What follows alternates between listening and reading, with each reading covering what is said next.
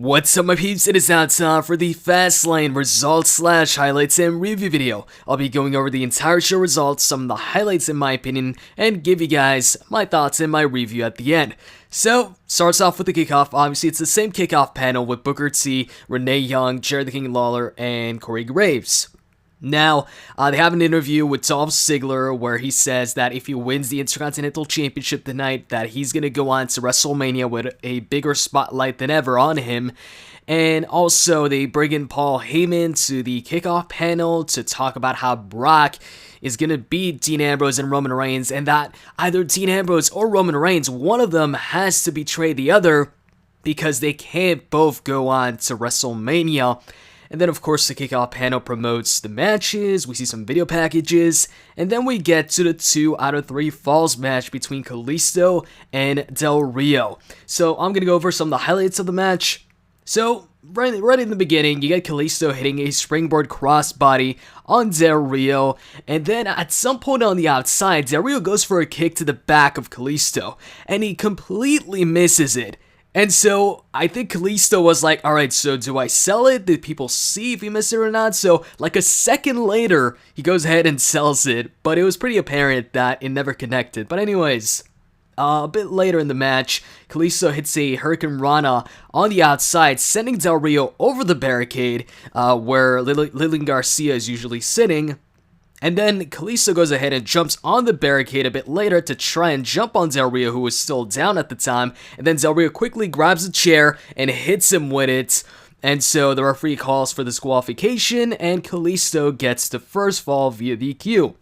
After that, Del Rio just keeps on attacking Kalisto. He throws him around into the barricades, and then he gets him back in the ring, and once the second portion of the match begins, he puts him upside down, and then right away hits his stomp, covers him, 1, 2, 3, Del Rio gets the second fall.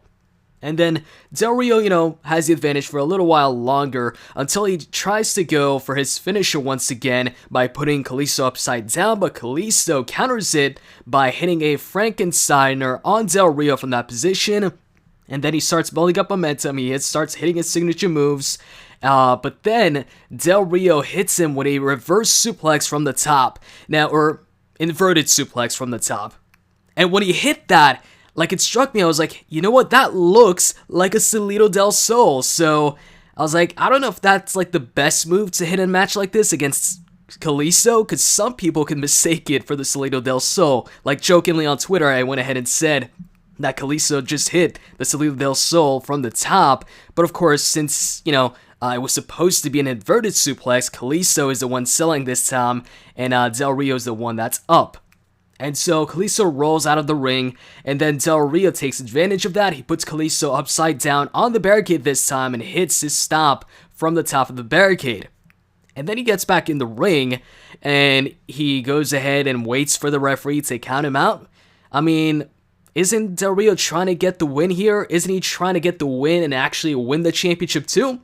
Because, as far as I know, you don't get the championship if you win via disqualification, so I didn't get that. Like, why wouldn't Del Rio bring him back in the ring instead of waiting for a countout? So the referee gets almost to the count of 10. At this point, I'm thinking, oh, are they going to go with a countout, finish? But no, Kalisto gets in the ring right on time, and then once again, Del Rio puts him upside down, trying to go for his finisher, but he could see that Kalisto was going to try and counter it for the Salido del Sol. He tries to do so, but then he ends up in the air for a bit too long, and it looks like he can't flip.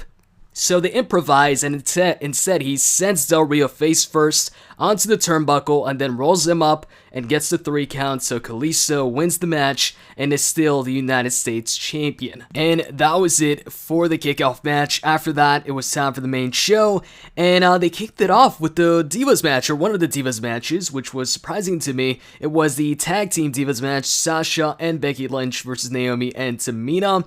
And right off the bat in the beginning of the match, Sasha and Becky argue over who starts the match. Eventually, Sasha starts it for just a short while until Becky goes ahead and tags herself in. Right away, they team up actually to take down Tamina. And then they both hit a double baseball slide on Team Bat on the outside of the ring. And then they both get on the apron and hit simultaneous jumping forearms from there. And then they start working. Team Bad gets the advantage over Becky, and they start working on her for a while. And she tries to tag in Sasha, but right before she does so, Naomi goes ahead and gets right behind Sasha and takes her off the apron, like right before Becky was about to tag her. So great timing there.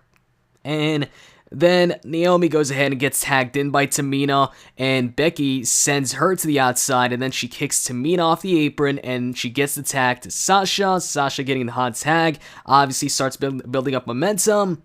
She takes them both out, and then Naomi tries to counter Sasha's double knees in the corner, and she tries to hit like a bulldog, or not a bulldog, a sliced bread number 2, or at least that's what it looked like. But Sasha instead sent Naomi to the corner, and then she hit her with a backstabber or backbreaker from there. And then she got the bank statement in, but Tamina went ahead and tried to break it up. So Sasha goes ahead and runs after Tamina on the outside. And then she gets back in the ring, and once she gets back in the ring, she gets hit with the rear view, but she kicks out, and then Naomi starts arguing with the referee, telling him, hey, that was a 3 count. And then Tamina gets tagged in. She hits a super kick on the boss, goes for the cover, but Becky breaks the pin, and then Naomi throws her out, and then Banks goes ahead and flips over a double suplex attempt from Naomi and Tamina. And Becky goes up top and hits a double dropkick on Team Bad. And then Sasha gets the bank statement locked in on Tamina. Naomi tries to stop it, but Becky locks her in the disarmer. So Sasha's got the bank statement on Tamina, disarmer on Naomi.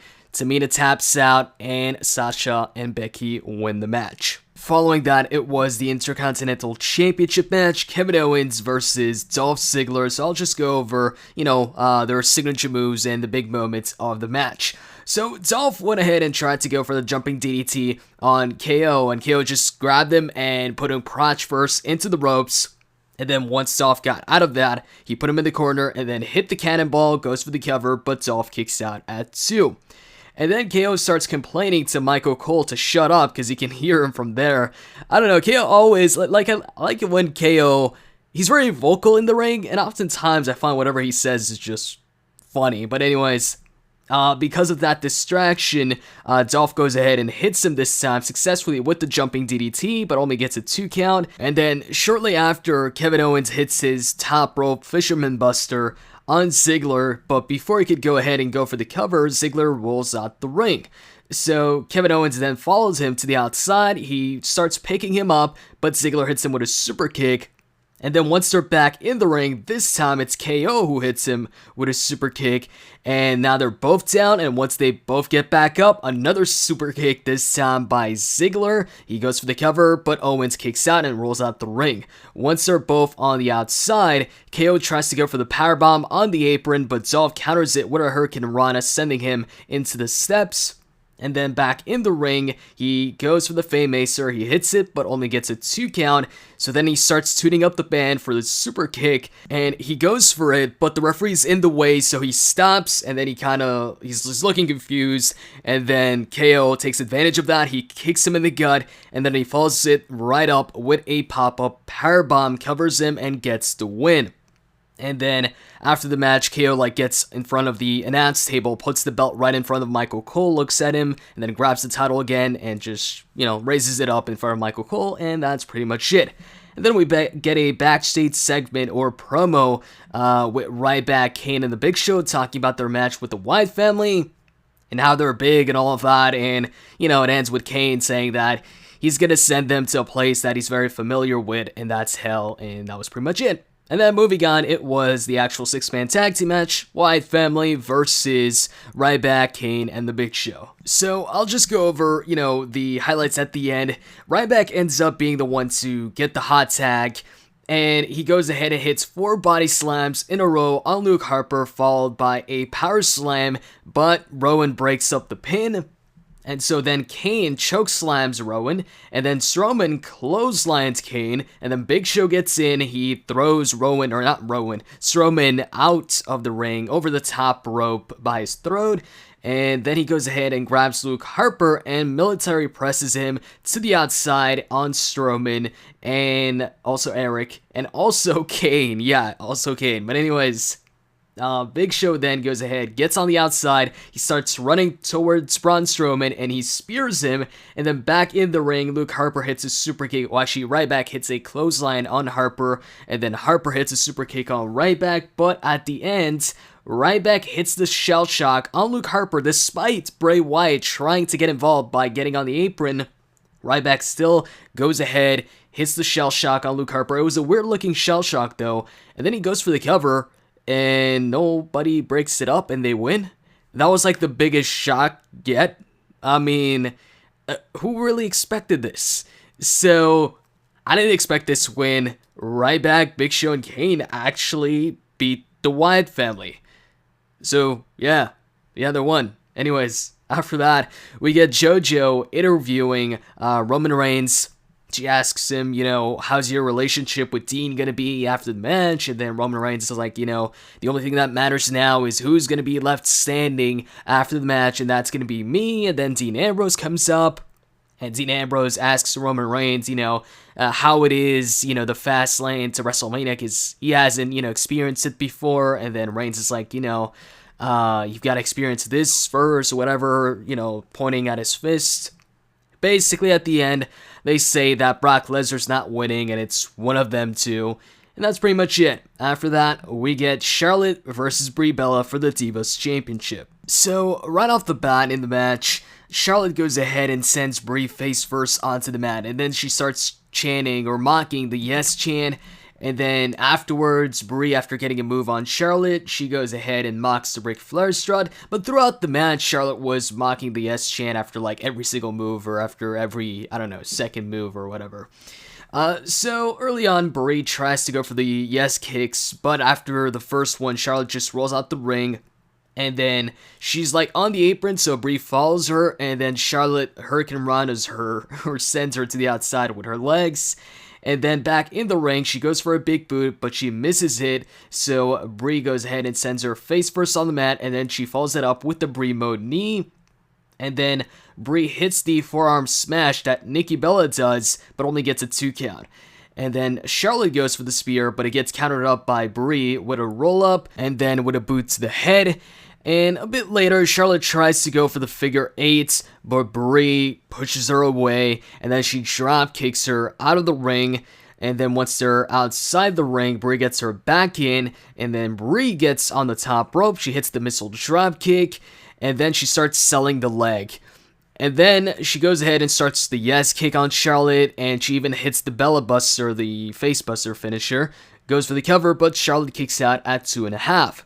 And then Charlotte goes for the figure 4, and then that gets countered into the yes lock, and then Ric Flair's panicking, he's trying to get Charlotte's foot on the ropes, so then Brie instead goes ahead and turns it into a single leg Boston Crab. She has it on for a while, and then all of a sudden she just, she lets go of it, but I don't know if it was supposed to look like she let go of it, or it was probably supposed to look like Charlotte powered out of it, but honestly it didn't look like that. So afterwards, she goes ahead and locks in the figure 8 on Brie, and then Brie taps out, and that was the end of the match. Charlotte retains and is still the Divas champion.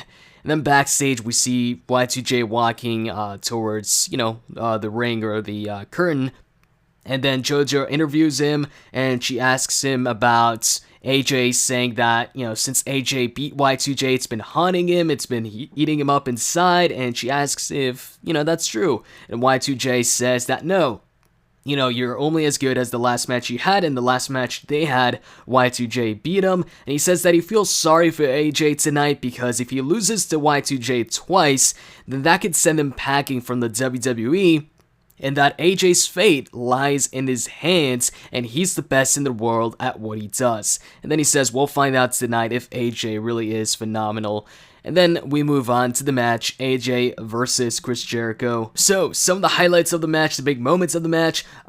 First off, in the beginning, you had AJ taking another huge back drop just like he did at the Rumble. If you don't know what I'm talking about, go back, watch the Rumble. Went right back, hits a back drop on AJ. He gets a lot of air, like more air than anybody I've seen for a back drop. And it's the same thing here. So after that, also, you get AJ, or not AJ, Y2J, putting AJ in a headlock. And that's not the cool part or a highlight, but Y2J brought back the ask him. You know how he usually does it whenever he's a heel? He'd always yell out, ask him, whenever he puts somebody in a submission hold, in any submission hold. And so he brought that back. And at some point, AJ goes for a springboard crossbody on the outside on Y2J, but Y2J catches him with a dropkick in midair. And then we also get AJ hitting his springboard moonsault reverse DDT. He almost botched it though. He almost missed it, but he managed to save it and hit it, but Y2J kicks out. And then he tries to go for the Styles Clash, but Y2J tries to reverse it into the walls of Jericho, but AJ powers out of it, and then Y2J hits him with an enziguri. After that, AJ goes for a springboard move, but Chris Jericho stops him by hitting the triangle dropkick on him, making him fall off the ropes. I thought that was pretty cool. And after that, Jericho goes up top, and then he slaps AJ, and he was slapping AJ throughout the match, just slapping him randomly in the face. And then Y2J gets hit with a Pele kick by AJ on the top, and then AJ goes up top where Jericho is, and he tries to go for something, and Jericho counters it, and he counters it by jumping off the ropes, or jumping off the turnbuckles, with AJ in the Styles Clash position. But the way they landed, it almost went bad. Kind of like when John Cena tried to do the same thing to Daniel Bryan at SummerSlam, where he jumped off the ropes with Daniel Bryan in like a Styles Clash position. That's the same thing that happened here. But Jericho almost fell on top of AJ, but he managed to save it as well, and then he went ahead and locked in the walls of Jericho. So he has it locked in, but eventually AJ gets to the ropes and grabs it, so that breaks the hold, and then after that, Y2J gets pissed off, so he gets out of the ring, he grabs AJ in a powerbomb position, and he just throws him headfirst into the barricade. I think when Cesaro was swinging AJ into the barricade headfirst, kind of like that, but in a powerbomb position instead of the swinging position or whatever. And then he goes ahead and follows that up with the Lion Tamer on the outside. He locks it on for a bit, but then gets back in the ring. And then AJ gets on the apron at like the count of 9 and sticks his head in, so he breaks the count. And once he sticks his head in, Jericho hits him with the code breaker. Jericho goes for the cover, but they were way too close to the ropes, so it was obvious that AJ was going to grab the ropes. So at the count of 1, referee notices that AJ's arm is under the rope, and so he stops the count. And then Y2J gets even more pissed off. He starts calling AJ a son of a bitch, and then AJ goes ahead and hits the Styles Clash on Jericho. Goes for the cover, 1-2, and Jericho kicks out. So already, somebody's already kicked out of AJ's finisher. So I think, because it might not be his finisher, because then he follows it right up with the calf crusher, and he locks it in, and Jericho freaking sells the shit out of it. Like, really, I don't remember the last time somebody sold a finisher or a submission hold like that. He was like sweating, he was all red, he was screaming, and he eventually taps out. He was like teasing it for a while, like he was about to tap, and then eventually he taps out, and of course AJ wins. And then after the match is over and AJ's celebrating, Jericho goes ahead and yanks AJ off of the turnbuckle, but he doesn't attack him. And then he like motions like he's about to punch AJ, and AJ's like, "Oh, you want to go? You want to go?" And then Y2J's like, you know what? He just extends his hand and he shakes AJ's hand, and that's it. He gives like AJ a pat on the back, and Y2J does not turn heel, at least not yet. Following that, we get the Cutting Edge Peep show. They started off by promoting their new show on the WWE Network, and then eventually the New Day interrupts them, and they say out with the old, in with the New Day. and Xavier Woods like proposes the freestyle challenge or something like that. And then he goes ahead and gives a shout out to, and I've been noticing this, he's been giving shout outs to Super Hot Fire. And if you don't know who that is, search on YouTube Super Hot Fire. It's a funny character that does freestyles.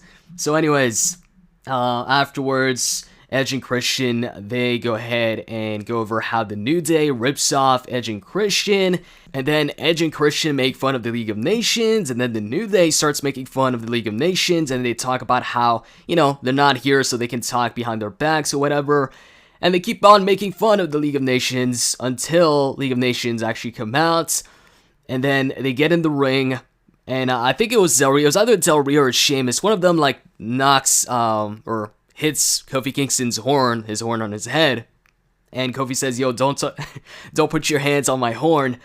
And then Woods goes ahead and says that he'd love to engage in a battle of fisticuffs with them, but it's a day of rest, and so they leave the ring, and so it's only the League of Nations and Edge and Christian. And Del Rio goes ahead and tells Edge that, you're laughing now, but you weren't laughing 5 years ago when I ended your career. And then Edge goes ahead and says that he thinks it's funny that Edge has accomplished more in his career than Del Rio has in the past 5 years. And then they leave the ring too, so it's only the League of Nations in the ring now. And then Edge and Christian say that they were going to give them a 5-second pose, but instead, they've got the League of Dumbasses in the ring, and then the New Day says, "Hey, when we said turn the other cheek, this is what we meant." And then they put the championship belts on their booties, and then they shake their booties in front of the League of Nations, and that's pretty much it. So it was pretty much a segment making fun of the League of Nations. Like, I thought that they were maybe going to introduce a new tag team or something with the Cutting Edge Peep show on FastLane, but I guess not. But this might actually lead to a match between the New Day against the League of Nations. So after that, we get R-Truth versus Curtis Axel, but of course the entire Social Outcasts are at ringside. And so Heath and Adam Rose get on the apron, but Truth punches both of them. And then Bo Dallas trips R-Truth while the referee doesn't see it. And then Goldust comes running down the ramp, and he trips Axel this time while the referee isn't looking. And then he goes ahead and throws Heath Slater into the barricade, and he throws Adam Rose in the ring, which distracts R-Truth and allows Axel to roll up Truth for the 1, 2, 3. Kind of like, if you would rate this match, like, this wasn't even a match, this was just trying to, I guess, further the, the build for Goldust and R-Truth as a tag team. So yeah, after the match, Goldust apologizes to R-Truth, and then it was time for the main event, triple threat match, Dean Ambrose, Roman Reigns, Brock Lesnar. And Lillian Garcia does the introduction for both Roman and Dean, but Paul Heyman does the introduction, an epic introduction for Brock Lesnar. And so the match starts right away. Brock just grabs Dean and sends him into the corner, but then Roman goes after him, and then Brock just takes Dean out the ring, and then he hits a German suplex on Roman. Dean gets back in the ring, he gets clotheslined by Brock, and then he hits another German on Roman. He goes for a third one, but Dean is back in the ring, and he stops him with a missile dropkick from the top. And then Ambrose tries to go for a German suplex himself on Brock, which was funny looking, especially because nowadays, like Dean Ambrose got a lot skinnier, and I don't know what it is. I guess he's eating less. But yeah, anyways, he tries to go for a German suplex on Brock. Brock, of course, isn't going to get German by Dean. He stops it, and then he goes ahead and hits an overhead belly-to-belly suplex on Dean.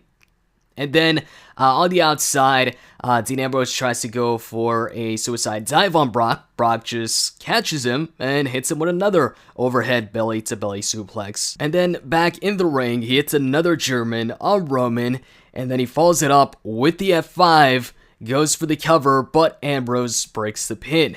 And then Dean, he's like still down, and Brock is now looking at him, kind of laughing. And then Dean like gives him a sign. He's like, "Yo, just 1 minute, let me get up." And then once he gets up, he slaps Brock in the face. Brock starts hitting him with knees one after the other. He's just throwing him around. And then he hits a German suplex to Dean. He goes for an F5, but he gets speared, stopping the F5. And then Reigns goes for the cover, and Brock, of course, kicks out. Then Roman hits a Superman punch on Brock. Brock rolls out the ring. He actually goes down, but he rolls out the ring. And then Roman follows him to the outside. Brock tries to go for an F5 on the outside, but Dean Ambrose stops him with a low blow. And then they take off the announce table top. And then they put Brock Lesnar through the announce table with the Shield powerbomb, with, Ambrose actually lifting Brock up on Reigns' shoulder for that powerbomb. And afterwards, Ambrose kicks Reigns, and then he sends him in the ring. He gets the advantage over Reigns. He climbs up the top rope and hits an elbow from the top, gets a 2 count, and then they start trading punches and chops. Roman Reigns boots Dean Ambrose, but Dean Ambrose just comes back with the rebound clothesline, and then they see Brock getting back up. So Ambrose is like, yo, Reigns, he's getting back up. So they get back to the outside once again. This time they take off the top for the Spanish announce table, and they do the same thing. Dean Ambrose lifts Brock up onto Roman Reigns' shoulder, and they put him through the Spanish announce table this time. And afterwards, Roman Reigns uppercuts Dean, and then he puts him back in the ring. He starts hitting him with the clotheslines in the corner, and then Dean tries to go for a move from the top, but he gets caught in midair with a Superman punch. And then he goes for a spear on Ambrose. Ambrose stops him with a boot to the head, but Reigns quickly recovers, and he charges Dean Ambrose once again. Dean gets out the way, and he shoves Reigns into the sealed post. Then he hits Dirty Deeds and gets a 2.5. And then Reigns goes for a Samoan drop on Ambrose, but Brock gets back up. Oh, and I forgot to mention this. The second time they put Brock through that table, they went ahead and shoved a bunch of things over Brock, so basically buried Brock with a bunch of the parts from the announce table. But yeah, Brock got back up when Reigns had Ambrose on his shoulders for the Samoan drop, and Brock grabs Reigns in the German suplex position while he still got Ambrose on his shoulders, so it's a German suplex into a Samoan drop on Ambrose. So that was pretty cool. But then Brock takes some time to recover because, he got put through 2 announce tables. And that allows Reigns to hit the spear on Brock. But Reigns also takes some time to go for the cover. And so once he goes towards Brock, Brock locks him in the Kimura lock, which I feel like we haven't seen in a while. I don't know. But anyways, yeah, he locks in the Kimura lock. And then Reigns proceeds to go ahead and actually show that he can go ahead and do like some power moves. Like, they've been calling Roman Reigns the powerhouse for a while, right? But when have we really seen Reigns pull off something, that a powerhouse would do? I know some people might say, oh, when he goes ahead and, when they grab onto his arm and he lifts them up and then power bombs him. I don't know what he calls that move. It's kind of like a power bomb, one-arm power bomb or something. But whenever he does that, it's always been against, the lighter guys. It's never been really against somebody, like a big dude like Brock. But this time, he was in the Kimura lock, and he went ahead and stood up with Brock still holding on to the Kimura lock. So that was, I think, the first power move that I've seen Roman Reigns do. And I'm not counting the Samoan drop on Mark Henry on SmackDown, because there was plenty of momentum with that. Now, guys, I'm not saying that Roman Reigns is not strong or anything like that. That's not what I'm saying. What I'm saying is they're calling him the powerhouse, but we don't really see him to do too many, things that, look really impressive, like Ryback hitting the shell shock on the Big Show or something like that. Anyways, so yeah, he lifts him up. Brock still got the Kimura locked in, and then Dean Ambrose comes out of nowhere and hits Brock Lesnar with a sealed chair shot to the back while he's got the Kimura locked in with Roman Reigns standing up, but Brock is still having it locked in, so Dean Ambrose hits him a second time, and this time Brock lets go. And then Dean starts hitting Brock in the back with a bunch of sealed chair shots. And then he turns to Roman and starts hitting Roman in the back with steel chair shots. And then he hits Brock 2 more times. The last chair shot sends Brock outside the ring. And then Dean goes ahead and turns around and bam. Spear from Roman. Cover 1, 2, 3. Roman Reigns wins the triple threat match by pinning Dean Ambrose, as most of us expected. By the way, Dean Ambrose was wearing a shirt this time, like a cutoff shirt, not the tank top. He still looks skinny though. A lot skinnier than before. Anyways, after Roman Reigns celebrates and they actually have pyro go off on the WrestleMania sign, Triple H's music hits. Not the game music, but the King of Kings music. And then he comes out, just Triple H, not with Stephanie, with the championship, and then he gets in the ring, and him and Roman Reigns have a stare down, like right in front of the WrestleMania sign, with Triple H holding up the championship for a good, shot there, for a good picture for them to use on WWE.com. So, that was it. Roman Reigns wins the main event, as expected. I will say, though, the main event was, I don't know, like, shorter maybe than expected.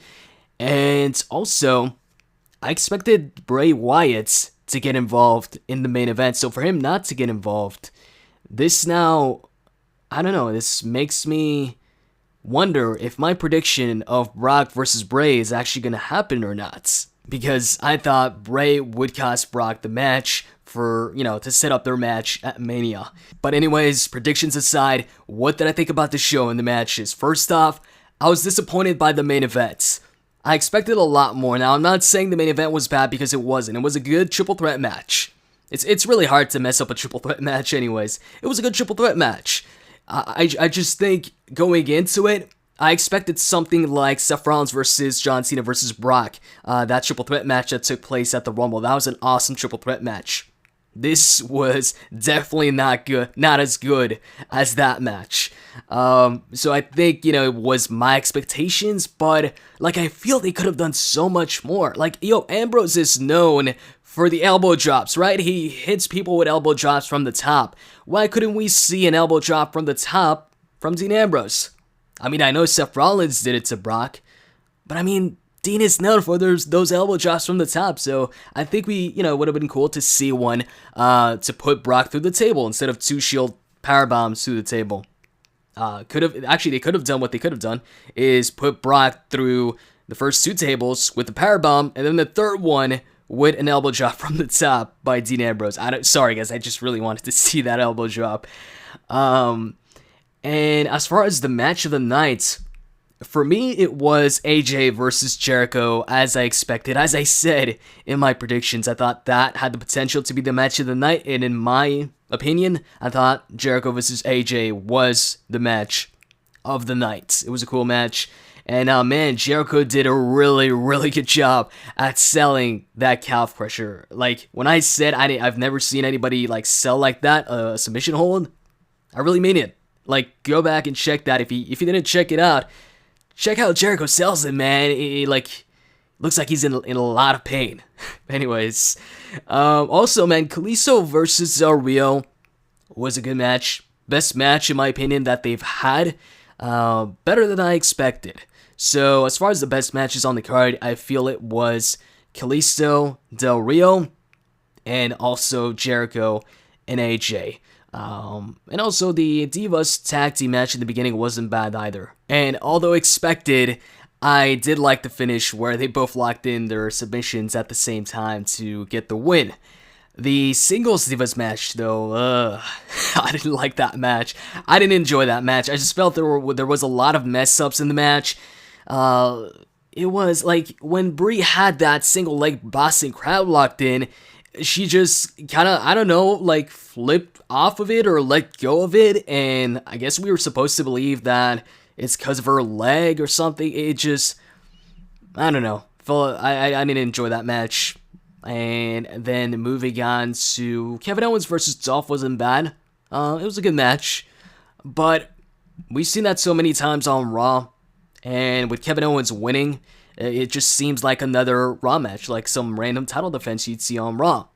Not a bad one, but once again, something you'd see on Raw. And actually, something we've seen on Raw 10,000 times already. And then Truth versus Axel, that was terrible. that was just a freaking, something to build up the Truth and Goldust tag team. The Wyatt family versus Kane, Big Show, and Ryback. That was freaking boring. It was only towards the end that it started getting interesting, but that's the thing with tag teams too, is even a bad tag team match towards the end starts getting exciting when everybody, you know, gets in the ring and starts hitting their finishers and all of that. Unexpected finish, so it wasn't as predictable as we thought it'd be. I definitely did not expect Ryback, Big Show, and Kane to win. The thing I get out of this is maybe they're pushing Ryback with the new look, and Ryback getting the win here. This might be the start of a new Ryback push. I don't know, I guess we'll see. But yeah, a lot of matches here disappointed or, you know, weren't that great, like the Divas match, the 6-man tag team match. While Owens and Ziggler wasn't a bad match, it was something we had already seen a bunch of times. The triple threat match, in my opinion, was a disappointment. Not a bad match, but not as good as I expected. And I just feel like they could have done more maybe with that match. So that's pretty much it. Overall, I'd give the show like a 5 on 10. A few good matches. A bunch of matches that we could have just seen on Raw, matches that we had already seen a bunch of times on Raw, and a main event that, although good, I felt under-delivered. So, let me know what match you thought was the match of the night. For me, once again, it was AJ versus Jericho. Hope you guys enjoyed this video, and with that said, I'm out. See ya.